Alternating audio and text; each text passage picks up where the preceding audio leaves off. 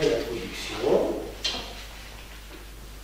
vous avez le Nouveau Testament, vous tournez la page et vous découvrez Évangile selon Saint Matthieu. Voilà. Alors, 4 évangiles, Matthieu, Marc, Luc et Jean. Et depuis 50 ans maintenant, on a réparti les lectures, on a enrichi beaucoup le lectionnaire liturgique. Il faut savoir que avant le Concile Vatican II, on avait un lectionnaire qui avait été établi à l'époque du Concile de Trente, au XVIIe siècle, ou au XVIe siècle. Et on avait fait ce lectionnaire parce qu'à l'époque, les prêtres n'avaient pas de formation, ou très peu de formation, et qu'il fallait qu'ils aient toutes les en main, parce que sinon ils auraient fait n'importe quoi. C'est quoi un lectionnaire? Lectionnaire, c'est la répartition des lectures dans la liturgie, dans les messes et tout ça, tout au long de l'année. Et donc, on avait pris des extraits essentiels, mais c'était très limité. Très limité, et lorsque le Concile Vatican II a commencé, c'était en 1962, oui c'est ça, 1962, le pape Jean XXIII à l'époque, qui est maintenant Saint Jean XXIII, on va le fêter dans quelques jours, ce pape a décidé de réunir tous les évêques du monde entier à Rome pour faire un grand dépoussiérage de la foi. Enfin, pas de la foi, mais de la manière dont l'Église fonctionnait. Parce que c'était complètement décalé par rapport au monde qui était en train de se développer après la guerre. Voilà. Et la première chose que les évêques qui se sont réunis, donc dès la première session, ils étaient 2500 évêques dans la basilique Saint-Pierre. À la fin du concile, ils seront 4000. Ils seront tous là. Et la première décision qu'ils ont prise, c'est de réformer en profondeur la liturgie pour qu'elle soit beaucoup plus missionnaire, si vous voulez, adaptée à l'époque actuelle, voilà. Et en particulier enrichir le lectionnaire, c'est-à-dire la répartition des lectures. Ce qui fait qu'aujourd'hui, vous avez déjà lu une Bible, hein, vous avez lu le paquet. Hein. Eh bien, la Bible, on lit les 2 tiers de la Bible au cours de l'année. Donc, on a enrichi énormément le lectionnaire. Parce qu'on a réparti dans la semaine, on a réparti sur 3 années les dimanches, année A, année B, année C. Donc, on s'est énormément enrichi dans la parole, et finalement, je dirais même que le dimanche, on lit intégralement les évangiles. Ce qui fait que vous avez peut-être eu cette expérience, moi je l'ai eu quand j'étais au séminaire, c'est d'entendre des textes, vous dites, celui-là, je ne l'ai jamais entendu. Mais c'est dans l'évangile. Il y a des petits passages comme ça, vous ne les avez jamais entendus. Et donc, ça a énormément enrichi. Et donc, on termine en ce moment une année où on a lu l'évangile de Saint Luc, et on va commencer au mois de décembre une nouvelle année liturgique, parce que les années liturgiques, elles commencent le premier dimanche de l'Avent, c'est-à-dire 4 semaines avant Noël, et elles se terminent avec le Christ roi, fin novembre. Voilà, vous voyez, on est un peu décalé avec l'année civile. Et on va commencer donc l'année 2020, qui est une année Matthieu. Donc on va commencer la lecture de l'évangile de Matthieu. Et je vais faire comme l'année dernière, c'est-à-dire je vais vous proposer une lecture suivie de l'évangile de Matthieu tout au long de l'année. Comme ça, vous aurez un évangile que vous aurez un peu approfondi, parce que ça va nourrir aussi, pas seulement l'intelligence, mais votre cœur. Parce qu'il faut que ce soit prié, l'évangile.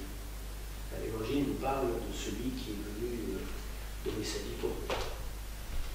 Voilà, donc, Saint Matthieu, c'est le premier évangile, c'est celui qui ouvre le Nouveau Testament. C'est le plus long des 4 évangiles. Il a 28 chapitres. Un évangile qui a 28 chapitres. Et celui qui l'a écrit, alors bon, il y a des controverses, hein, ça, je laisse ça aux exégètes, c'est principalement Matthieu. Matthieu qui est un des disciples, et d'ailleurs, dans cet évangile, il raconte son appel. Il était percepteur des impôts, c'est pas des gens complètement.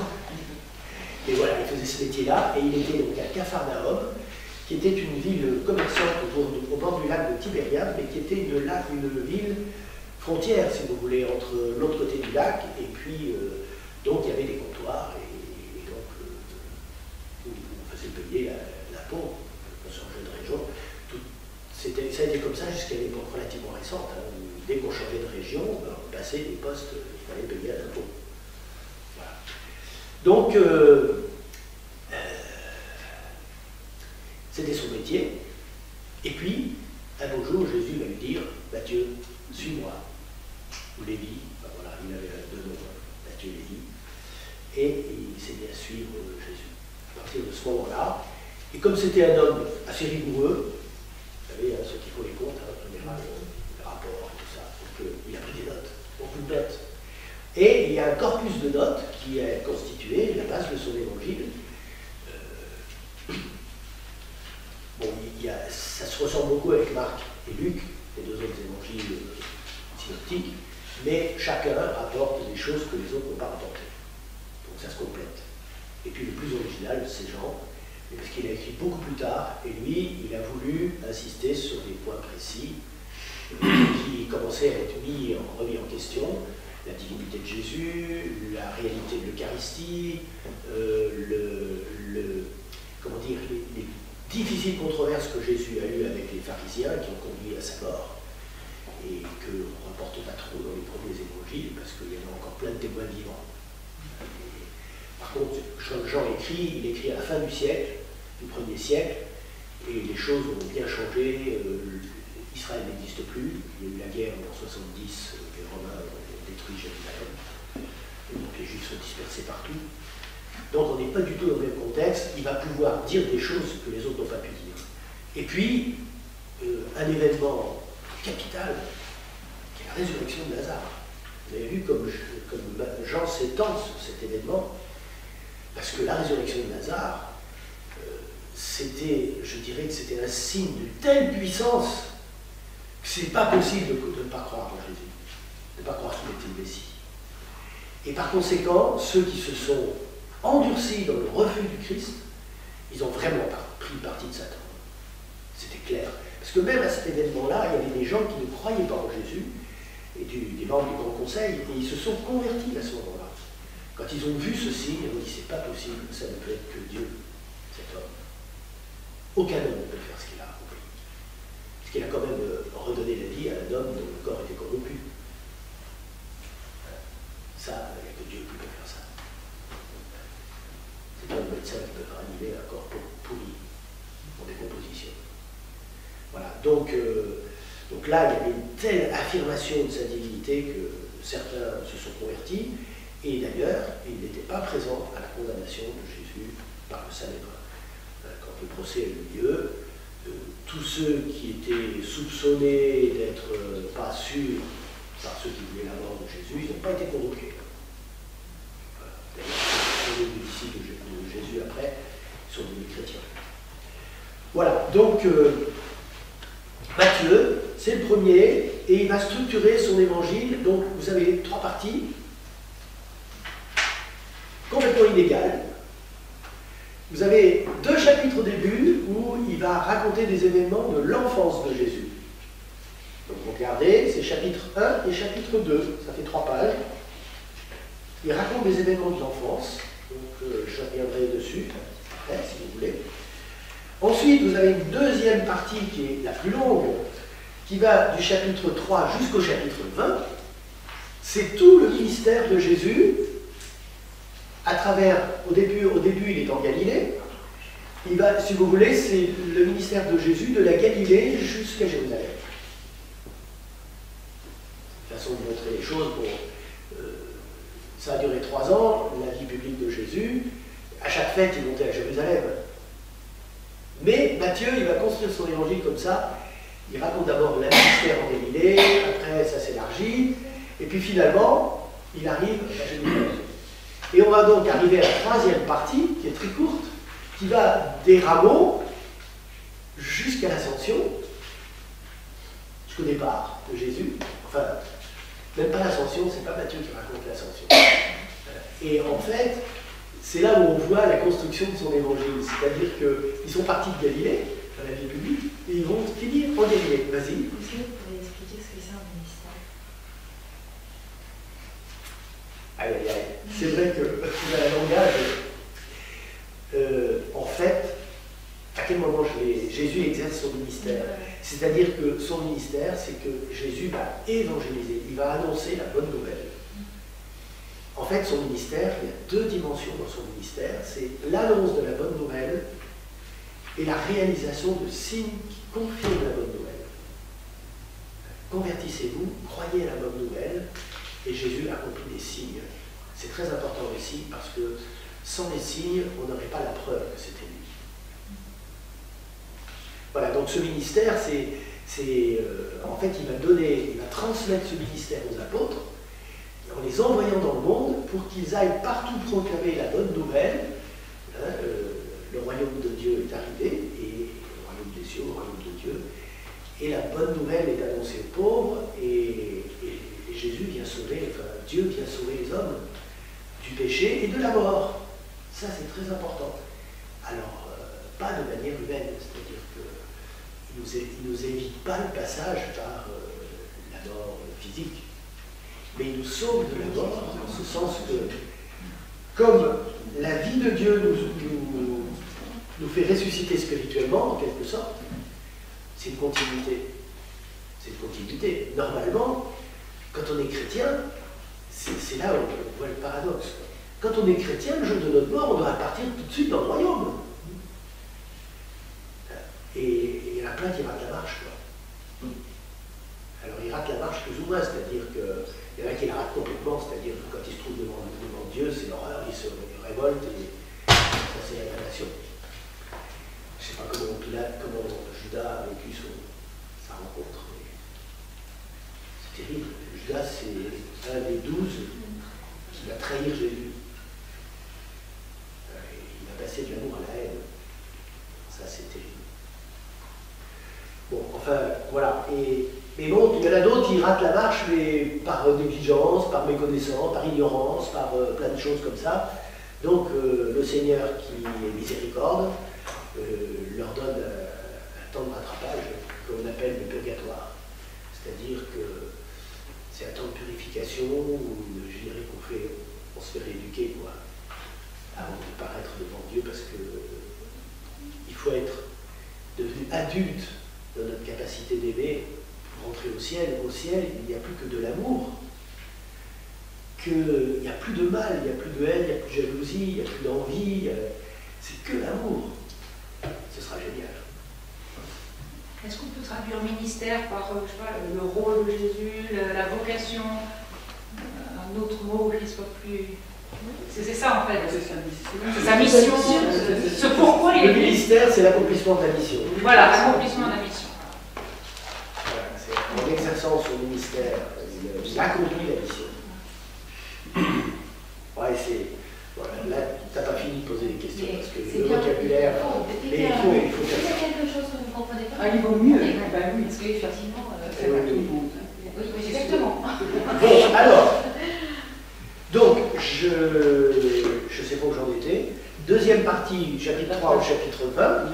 Et la troisième partie, c'est l'accomplissement. Et ça va de Rameau à son départ. Et c'est chapitre 21 jusqu'au chapitre 28.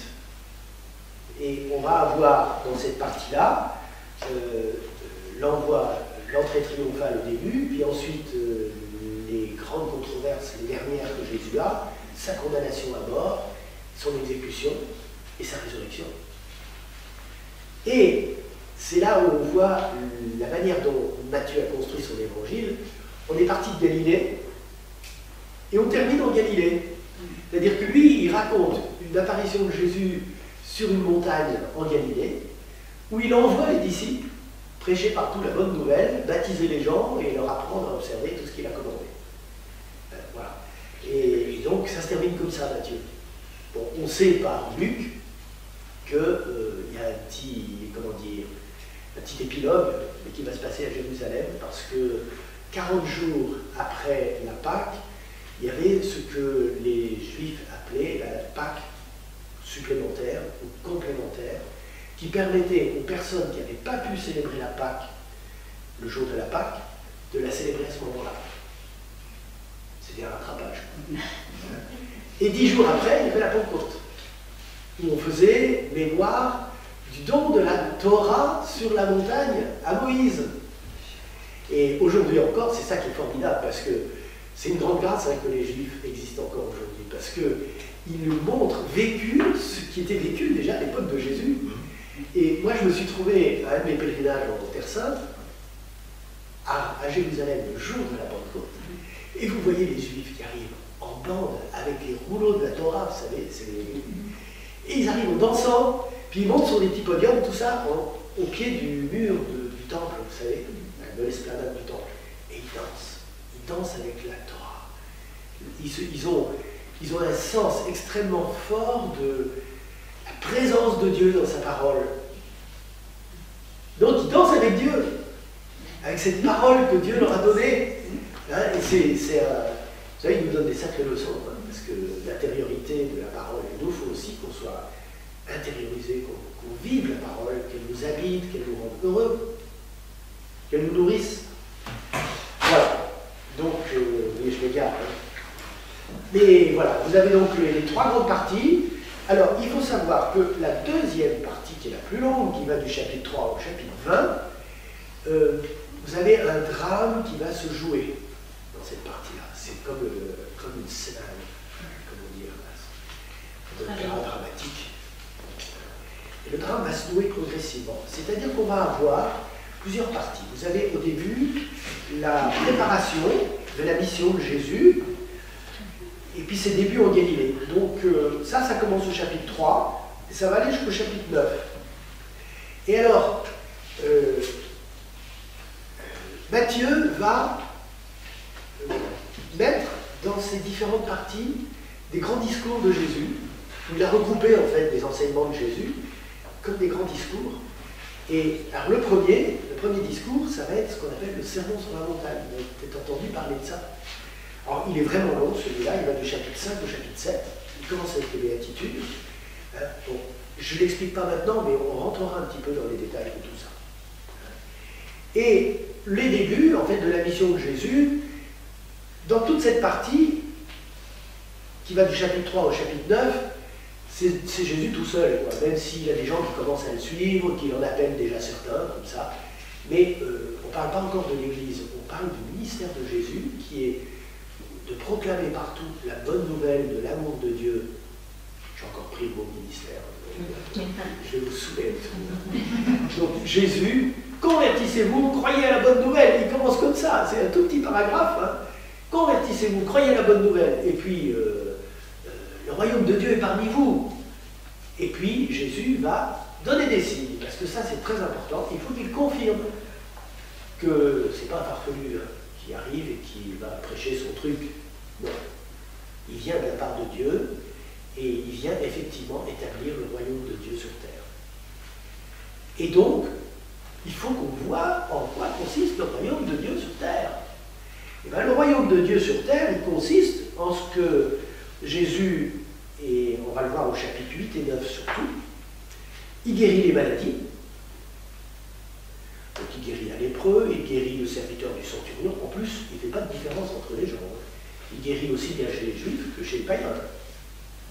Jésus ne fait pas de différence. Du moment que les gens ont la foi, il guérit.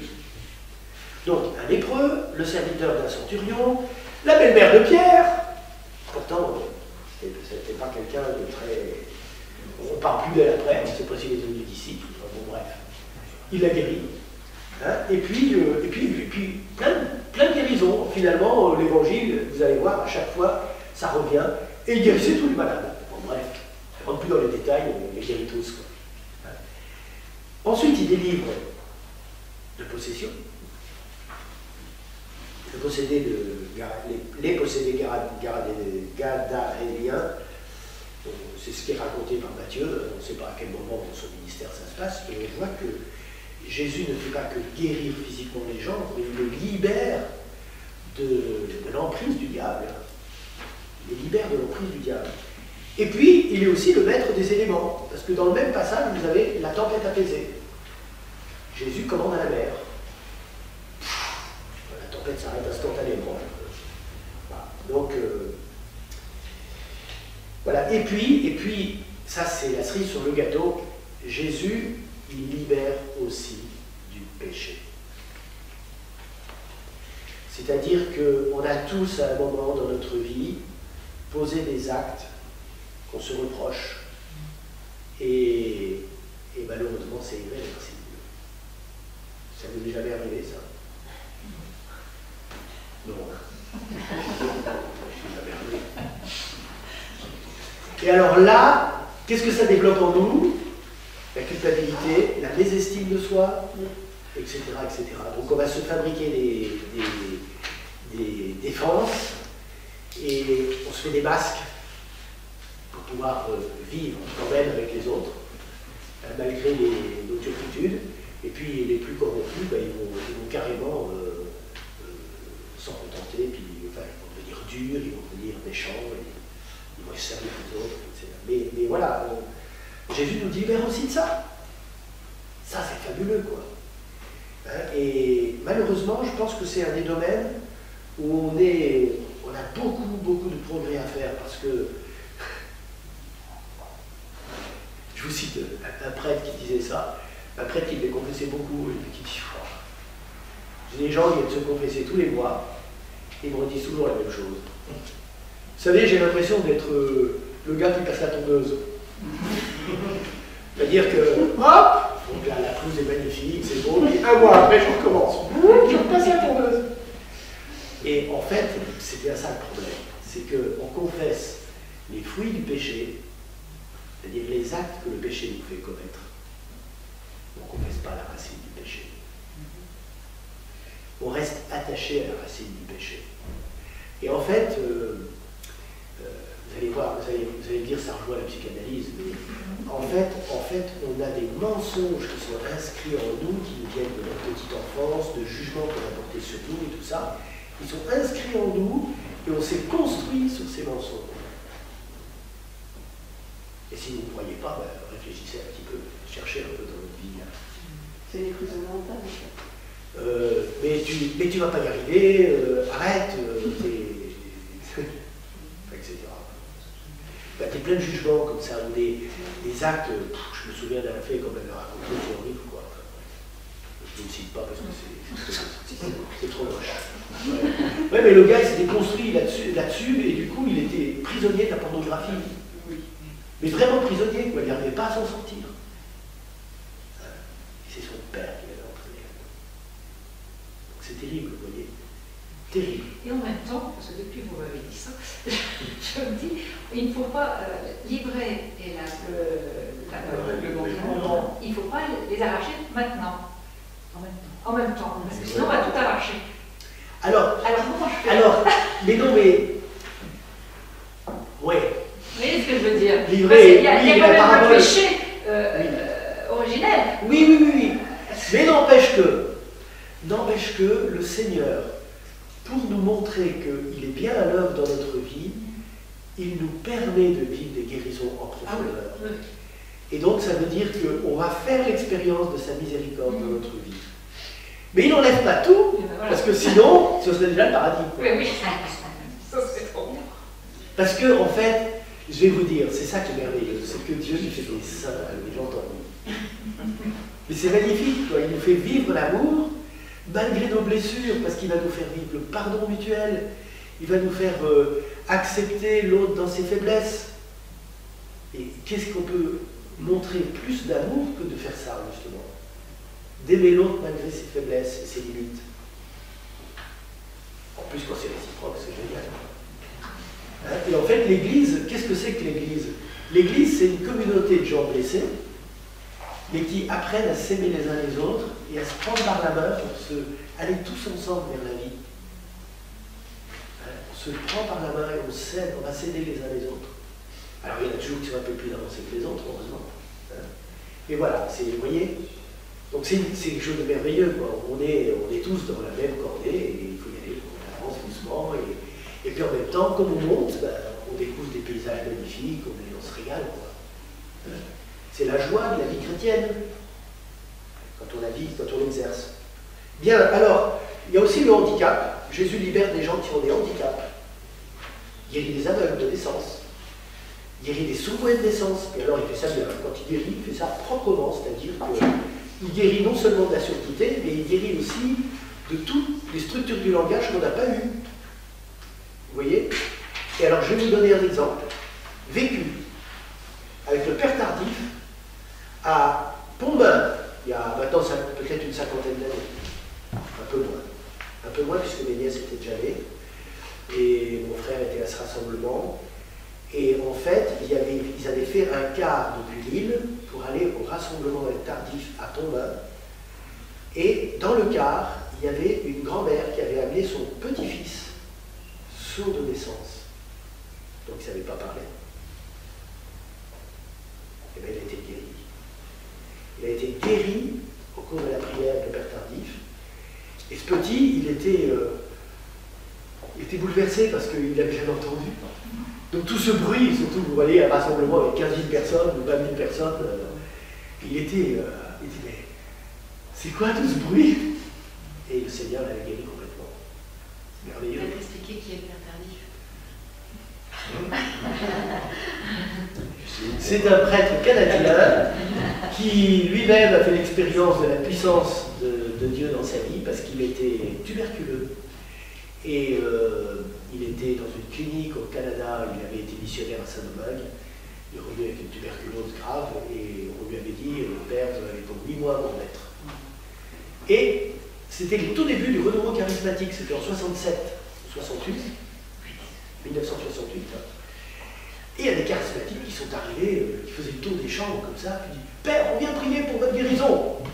Je dis qu'est-ce que c'est que ces farfelus? Qu'est-ce qu'il y a de dans la chambre? Enfin, donc vous voyez, le prêtre très rationnel, qui avait construit des séminaires, enfin, il avait du coup, qu'est-ce que c'est que ces farfelus? Alors il les a laissés faire, il a fermé la porte. Parce qu'il disait, mais je vais avoir l'air de quoi au milieu de ces singes qui crient autour de moi. Bon. Et pendant la prière, il a senti une chaleur le pénétrer. Il dit, je vais mourir. Mais non, il n'est pas mort. Le lendemain, les médecins lui disent, mais enfin, on ne comprend pas. Plus aucun symptôme, frère. Vous pouvez rentrer chez vous, hein, vous êtes guéri. Voilà, ça lui a fait un choc. Il dit, qu'est-ce qui m'arrive? Il allait voir son supérieur, il a dit, écoutez, je vais faire 6 mois de clinique, je suis guéri. Est-ce que vous me permettez d'aller voir un peu plus près ce que c'est que ce phénomène du renouveau charismatique?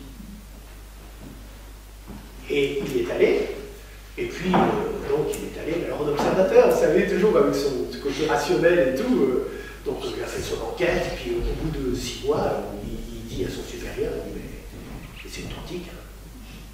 C'est pas de la blague, hein. C'est sérieux leur truc. Et alors, Père Tardif commence à faire des conférences. Il fait des conférences où il commence à raconter ce que c'est que le renouveau charismatique et tout ça.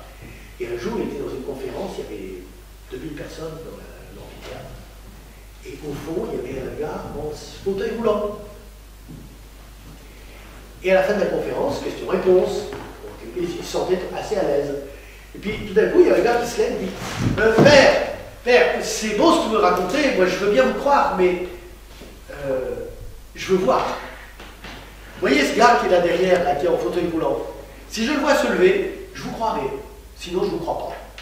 Il se rassoit.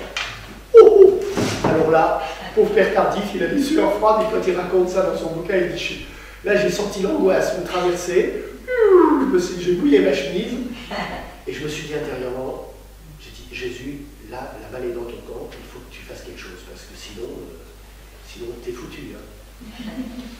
Il a été carrément comme ça. Et alors, il ouvre les yeux et il dit, nous sommes 2000 ici, et bien nous allons prier pour la guérison de cet homme. Vous voyez l'acte de foi qu'il a fait. Et alors il a fait prier toute l'assemblée. Et le paralytique a guéri. Et alors à partir de là, vous imaginez un peu c'est terrible, il fait ça devant 2000 personnes. Ouais, Père Tardif, il guérit les malades, il fait marcher les... Tu penses que Père Tardif, il était pour rien, lui. C'est Jésus qui avait sauvé le gars. Mais alors du coup, on s'est mis à l'appeler partout, et puis, donc au début, il était un peu tremblant. Hein. Et finalement, le Seigneur lui a donné un charisme incroyable. C'était un tomaturge. Partout où il passait. Alors, en fait, Jésus au centre. Il exposait Jésus, temps d'adoration, et ensuite il allait au micro et il annonçait le guéri. Et il demandait aux gens, il dit venez devant, venez témoigner, venez montrer que vous êtes guéris. Et dans tous les rassemblements où il était, c'était par dizaines, et là où il y a eu plus de succès, il explique bien pourquoi, c'est en Afrique. Parce que là-bas, les gens, ils croient, ils ne se posent pas de questions. Et il a fait un rassemblement dans un stade, 40 000 places. Le stade était bondé. Là, ils ont commencé à noter les guérisons qu'il y avait eu. Au bout de 100, ils ont arrêté parce que c'est pas possible. Il y avait une queue pas possible de gens qui étaient là pour dire moi j'étais aveugle, je suis guéri, moi j'étais paralytique, je suis guéri, moi j'étais ceci, j'avais un cancer, je suis guéri, etc. etc. C'était ahurissant.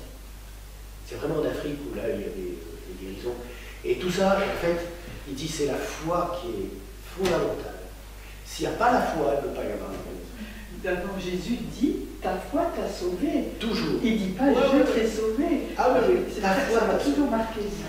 Il dit ta foi t'a sauvé. C'est-à-dire qu'en fait, Dieu ne peut pas agir sans la coopération de l'homme. Et ça, c'est redoutable, vous savez, parce que si on ne coopère pas, on ne verra pas Dieu à l'œuvre. Ce qui fait que celui qui refuse de croire, il va être de plus en plus convaincu qu'il a raison, parce qu'il verra de moins en moins les signes de Dieu. C'est redoutable, vous savez. On est mis au pied du mur. Le problème, c'est qu'après la mort, là, tout devient évident. Et donc, on voit l'erreur dans laquelle on s'est engagé. Non, il faut avoir assez d'humilité pour reconnaître que nous ne sommes que de simples créatures et que le Créateur, il agira dans notre vie, mais si on fait allégeance à sa gloire, à ce qu'il est, quoi. Il faut qu'on soit dans la gratitude tout le temps, vous voyez. Devant la vie, il faut être dans la gratitude tout le temps, et à ce moment-là, Dieu agit dans notre vie. Et on va le voir à l'œuvre dans notre vie. Même dans des choses toutes simples. Hein. C'est des fois des tout petits trucs. Hein.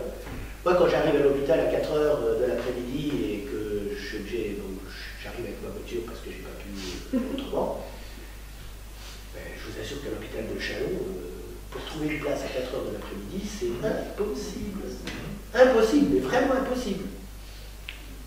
Donc à chaque fois, quand je ne peux pas faire autrement, je dis, mais Seigneur, envoie les anges parce qu'il faut que je trouve une place, sinon je vais tourner dans un quart d'heure.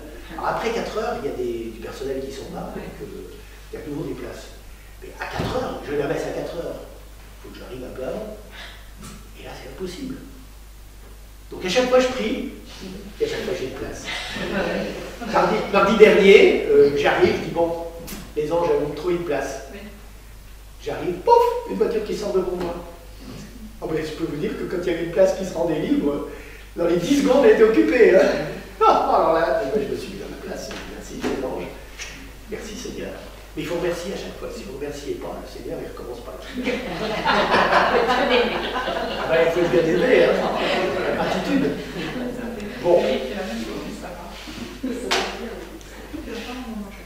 Non, mais c'est pour ça que c'est passionnant, en fait. La vie chrétienne, c'est...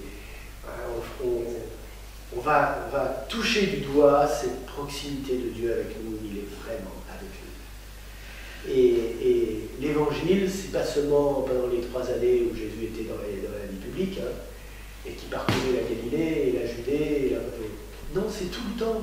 Il est avec nous. Je suis avec vous tous les jours jusqu'à la fin des temps, il dit à ses apôtres.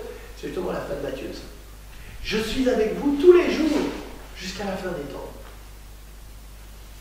Ah bon, mais comment tu fais pour être avec 1,5 milliard, 6 milliards d'hommes même. Enfin, en tout cas, pour les chrétiens, pour Dieu, c'est pas un problème, enfin. C'est Dieu. Je dis pas la suite de la phrase. Il y en a qui connaissent? Non, Maurice Clavel. Maurice Clavel. Ouais, c'est ça. Et oui, c'est ça, il est là, quoi. Il est avec nous et lui, il peut être avec chacun comme si on était un enfant unique. Il nous aime d'un amour extraordinaire. Bon, alors, donc, je vous ai parlé de la partie Combien de minutes on est là? Oui, parce que. Une petite demi-heure. Il y a des heures 40. 40. Alors en 5 minutes, je termine pour les autres parties. Donc il va y avoir ensuite, Jésus va construire son Église, c'est-à-dire qu'il va choisir parmi les disciples, parmi les gens qui le suivent, il va en choisir 12 et il va en faire des témoins quotidiens de sa vie. Pour que, par contamination et par contact, ils apprennent à vivre en chrétien. 12, il en choisit, et ensuite il va faire donc deuxième discours, qui est donc au chapitre 10 de Saint Matthieu. Il va leur faire un discours sur la mission. Il va leur expliquer ce que c'est que la mission. Qu'est-ce qu'ils vont avoir comme mission quand il va les envoyer plus tard. Alors il explique surtout que partir de mission, c'est que le missionnaire ne va pas nous faire de cadeau. Ça va être un combat. Ça va être dur. Donc ça, c'est tout le chapitre 10 de Saint Matthieu. Et ensuite, on reprend donc des récits avec des miracles, des événements, etc. Mais dans cette partie-là qui va suivre, qui va du chapitre 11 jusqu'au chapitre 16, Jésus va construire sa communauté. Il va former petit à petit la communauté chrétienne. Et il va même lui donner son chef, Pierre. Donc du chapitre 11 au chapitre 16, à travers les événements, Jésus va former peu à peu sa communauté. Et d'ailleurs, il va y avoir un troisième discours qui va intervenir au chapitre 13, tout le chapitre 13, c'est le chapitre des paraboles. C'est-à-dire, les paraboles, ce sont des récits imagés dans lesquels Jésus parle du royaume de Dieu. Qu'est-ce que c'est le royaume de Dieu? Comment ça fonctionne? Et ces paraboles, elles ont ça de formidable, c'est que, vous voyez, ce n'est pas un cours de théologie, un cours magistral comme je suis en train de faire là. C'est des histoires. Jésus raconte des histoires, et ce sont des histoires qui nous parlent du royaume, en fait. Il parle de la graine, le royaume des cieux est comparable à une graine de moutarde, c'est la plus petite de toutes les graines, et quand elle a poussé, elle devient comme un arbre où les oiseaux du ciel vont pouvoir mettre leur nid. Voilà. Donc, ce sont des images que Jésus utilise pour montrer la croissance du royaume, comment il va s'implanter dans le cœur des gens, quelles dispositions il faut qu'on ait en nous pour que le royaume puisse grandir en nous, etc. Donc voilà, ça c'est le troisième discours. Et du coup, on va aller jusqu'à la confession de Pierre. C'est-à-dire que là... Donc voilà, cette troisième partie, elle se termine avec la confession de Pierre. Et on va passer à autre chose. C'est-à-dire qu'on arrive vraiment à la fin de l'évangile,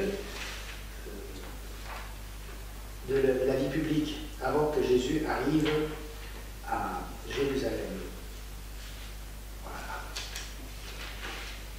Excusez-moi. Voilà.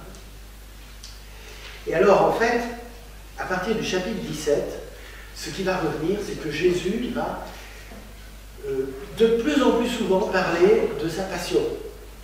Il annonce sa mort et sa résurrection. Alors, mettez-vous à la place des disciples qui voient s'accumuler les signes, les prodiges, les foules autour de Jésus et tout ça. Ils se disent, mais enfin, c'est pas possible, ça ne peut pas t'arriver. À tel point que même Pierre va se faire renvoyer dans les cages, parce qu'il ose dire à Jésus, non, c'est pas possible, ça ne peut pas t'arriver. Il se met en travers de son chemin, il dit, non, non, ça ne t'arrivera jamais. Jésus lui dit, arrière Satan. Il ne comprend rien à la volonté de Dieu et ce pourquoi il m'a envoyé. Voilà. Alors là c'est une phase difficile, hein, c'est parce que en plus on voit le conflit qui grandit entre Jésus et les pharisiens et les autorités religieuses de son époque. C'est vraiment étonnant de voir cette croissance. Et comment Matthieu amène ça, parce qu'on voit les conflits qui arrivent petit à petit. Au début, c'est la question du sabbat, et parce que chez les Juifs, le samedi, on ne doit surtout rien faire. Ça va même très loin. Aujourd'hui, par exemple, un Juif, il ne peut pas allumer la lumière, parce que c'est un travail. Donc, vous voyez, ça devient excessif. Mais alors Jésus, il transgresse ça à tour de bras, quoi. Il fait des guérisons, il voyage le jour du sabbat avec ses apôtres, enfin, Jésus respecte le sabbat. Il ne le transgresse que quand l'amour nous demande de transgresser le sabbat. Quand il s'agit de faire le bien. Et ça devient la première pierre d'achoppement avec les Juifs, avec les grands de son pays. Il y aura un deuxième conflit qui va venir au chapitre 15. C'est par rapport aux commandements de Dieu qui vont s'opposer à la tradition des anciens, parce que, vous savez, chez les Juifs, il y a 613 préceptes. Il faut les respecter. C'est horrible. Et Jésus, il les transgresse. Pourquoi? Parce que, à certains moments, les préceptes qui sont des préceptes humains, qui ont été des interprétations humaines de la loi, contredisent le commandement de Dieu. Et que le commandement de Dieu, lui, n'est pas facultatif.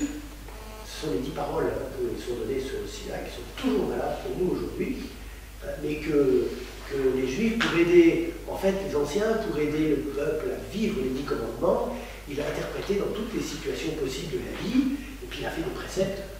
Mais du coup, ça tombe des fois en contradiction, conflit. Voilà. Et Jésus prend beaucoup de liberté par rapport à ça, parce qu'il ne faut pas que les préceptes humains s'opposent au commandement de Dieu, qui lui n'est pas facultatif. Voilà.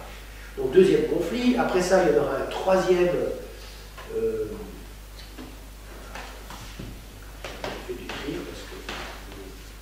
Il y aura un troisième conflit un peu plus loin, c'est par rapport au mariage. Oui, parce que dans la loi de l'Église, il y a l'autorisation du divorce dans des conditions, dans des moments très précis, et Jésus, lui, affirme l'indissolubilité du mariage. Alors là, troisième conflit, ça devient compliqué. Et puis, quatrième conflit qui va venir quand ils arriveront à Jérusalem, c'est par rapport aux relations avec le monde païen, l'impôt à César. Et là, Jésus va opposer la pauvreté à la richesse. On ne peut pas servir Dieu et l'argent. Et vous voyez, il y a beaucoup de tensions dans notre monde aujourd'hui parce que justement, on a mis l'argent en premier. Or, c'est fait de manière élégante, c'est-à-dire que c'est le bilan économique chaque année qui doit toujours être positif. C'est-à-dire qu'au fond, il faut toujours gagner de l'argent, quoi. Vous comprenez? Et donc, voilà. Et donc, en fait, on devient complètement esclave de ça. Et même l'Église est prisonnière de ça. Parce que maintenant, quand on fait vous savez, quand vous faites des dons à l'Église, vous avez un reçu fiscal pour pouvoir payer moins d'impôts. Mais du coup, on est surveillé par les commissaires aux comptes et donc on doit avoir des bilans positifs. Prisonnier du bilan économique. Je suis désolé, mais l'Église, c'est pas son rôle. L'Église, elle vit dans la foi et elle vit dans la mission. Annoncer la bonne nouvelle. Si ça prend la tête d'avoir un bilan économique positif à la fin de l'année, ben alors on est à côté de nos pompes. Parce qu'on ne peut pas servir Dieu et l'argent. Quatrième conflit. Bon, vous voyez, alors bon, ça va conduire Jésus à la mort parce que c'est l'incompréhension totale entre les deux mondes. Ça conduit Jésus à la mort. Bon. Merci.